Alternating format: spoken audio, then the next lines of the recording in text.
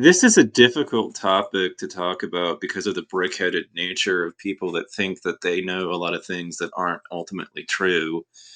You know, it feels very frustrating even trying to engage people because the fact is that they think they know a whole lot of shit that just isn't actually true.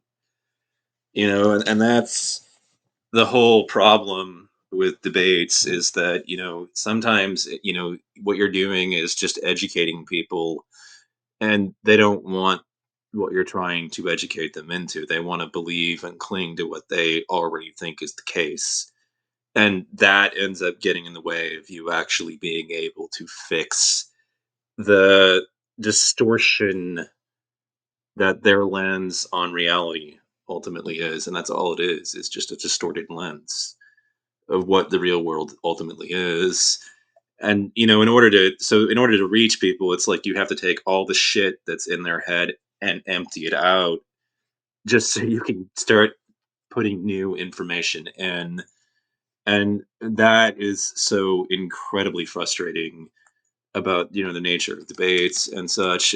People think that they know so much better than experts, and you have all those particular problems with the American psyche who thinks that, they know better than everybody else. And that's it gets in the way of a lot of topics like mass incarceration, which is, the topic of today, that I wanted to open up about. How, I guess you could say, do I know the things that I know about the system? Well, I mean, I remember I got picked up at one point for something that I really don't want to get into, but I was in Paxil withdrawal, and there was a violent incident, and I ended up hitting somebody and doing something pretty terrible, and but it was not because of the fact that that's just who I am as a person. It was just Paxil withdrawal that ultimately drove me into y- you know overreacting to a situation to the point in which I just snapped. My doctors, basically signed off on it. And while I do occasionally have like these darker thoughts about doing things to people, it's like I wouldn't ever actually do them because like a majority of the population has those kind of thoughts at times. It's just that that most of us don't act on them in reality.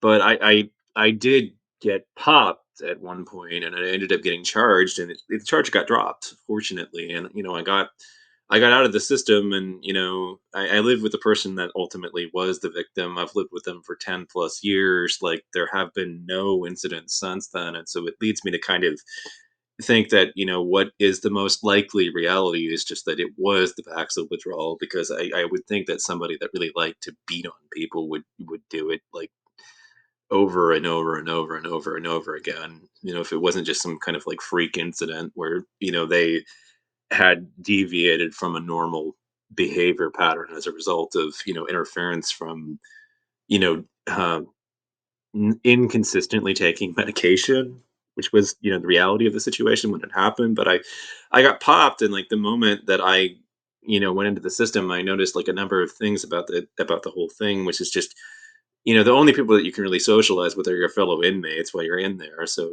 of course you make friends with other people in there because you just want somebody to talk to while you're doing, waiting for the system to finish processing you. And so, I end up making friends with a few people in there, and I get released just a couple days later about the whole thing. But the first thing we do is we check the mail, and of course, there's all these letters and stuff from lawyers, about how to, offering their services and everything. And the thoughts start, going through your head about public records and, all that sort of thing. And then you start to realize that a lot of the people that are put in the system, like they go in, for a drug related offense. And, because of the fact that they get convicted, they can't find ordinary employment anymore because employers now have a legally justified way to discriminate against them that they can use to justify anything. And the way that that plays out in office politics is horrifying because it can enable a lot of petty behavior, because it could just be that somebody doesn't like you, or dislikes you for whatever reason, as you're pushing your way through the system, and you could be offering completely meritorious behavior and it wouldn't matter because they don't like you, and you've got a criminal record, so they can use that to deny you a path to advancement. It may be just that some boss has an axe to grind it with you, and is looking for a reason to discriminate against you, and so there they have it. They've got that. So even if you end up getting employed, your employment might suffer tremendously as a result of having a criminal conviction as an adult in our society, and that's just the unfortunate reality of the situation. It sucks, and it's the way, but it's what people that end up being put through the ringer in the system ultimately go through. It makes it more difficult to find employment, and then on top of that, it makes it so that even if you do get employed, your employers have a legally justified way to discriminate against you that they can use at will for whatever purpose that they ultimately want. So management can abuse this even long after you've paid your debt to society and you've turned your life around. I mean, they can keep using it for perpetuity as a result of having been convicted of just about anything in our system. And so our prison, like, I don't know what people are expecting, from people that are put in and then they come out of the system where they do you think that when people are released that if they can't find normal employment, they're just going to, I don't know, choose to starve to death? I mean, like, do you really think that that's like a realistic expectation, given everything you know about what humans do? I mean, so what ends up happening naturally instead is that those people end up turning back to the black market to make money because guess what? you know they they can't make money in normal ways, and so if you get locked up and you get put in that system and then ultimately convicted, it's a nightmare. I mean, it will make you disproportionately more likely to have to rely upon crime in order to survive. Like, it will turn you into one of those people that's like literally dependent on breaking the law in order to actually put to put a roof over your head and to actually put food on the table. And like, the frustration I feel in such a huge way about America and mass incarceration and all that stuff is that that's what it does to people. And then we have people that pearl clutch and act all morally like they've got the moral high ground, and like, why do people reoffend? Why do with a sense of disgust? And it's like, why they keep reoffending. How the system works. That it got background checks and everything, and it's made it legally. It's given employers a legal entitlement to discriminate against potential employees on these grounds, and so you know you know our system. So I mean, that's not a just system right there. But you've got all these people that want to believe that you live in a just society and that people generally get what they deserve. But if people got what they deserved, and then they paid their debt to society, and then they got more on top of that from the corporate America, which continued to punish them long after the government punished them. And so the reality of America and mass incarceration is horrific enough, and it costs taxpayers an enormous sum of money. But like, my like sense of outrage about this system is just like, how much more are the taxpayers going to put up with? Are they going to want to keep funding? You know, we've got a taxed enough already Tea Party type, but like, where are they on issues, about like the drug war and the costs that's racking up for society, and mass incarceration, and the fact that most of the prisoners are in there for nonviolent offenses. I mean, where are they on these issues, and why do they not seem to care about it? Prisons are starting to cost. I mean, as the Carceal state grows, what's happening is that the rest of the economy is being swallowed by it.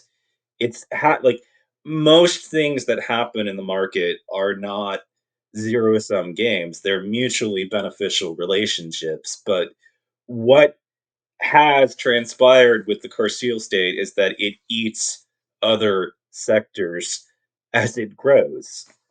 So the Carceal state only grows to the detriment of every other sector of our economy. You know, And so my frustration, in such a huge way is just that the data is confirming a viewpoint that, essentially is horrifying to ultimately think about, but it is the reality of the system that is turning all of us into victims of, the carceral state.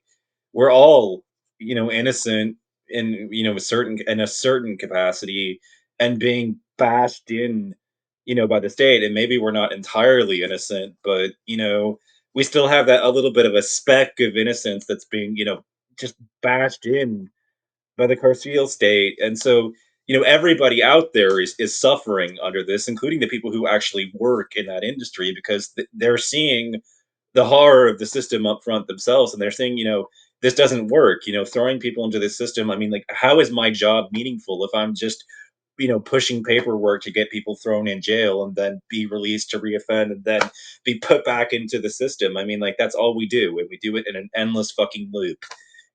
They're disillusioned with their job. They're just, they're looking at the fact that the government is pushing all these edicts down their throat and, is telling them, and our politicians are telling them, essentially that you need to enforce these laws against drugs. And they're just doing their jobs, which is turning them into villains in their community that are easy to demonize. you know, as a result of doing the dirty work of politicians that pass laws that shouldn't even be on the books in the first place. Like,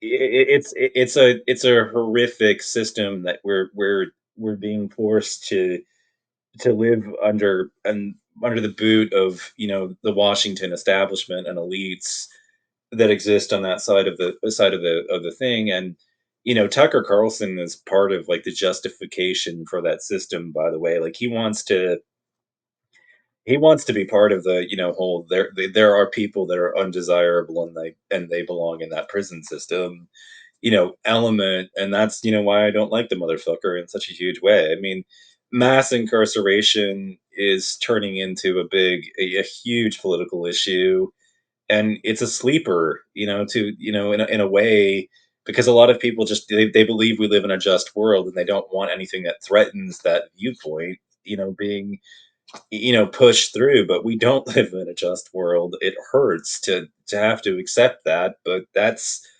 the truth of the reality. The justice system has not ultimately succeeded in creating justice in its mission. It's failed. It's created a two-tiered system that, favors the rich and punishes the poor for the crime of being poor,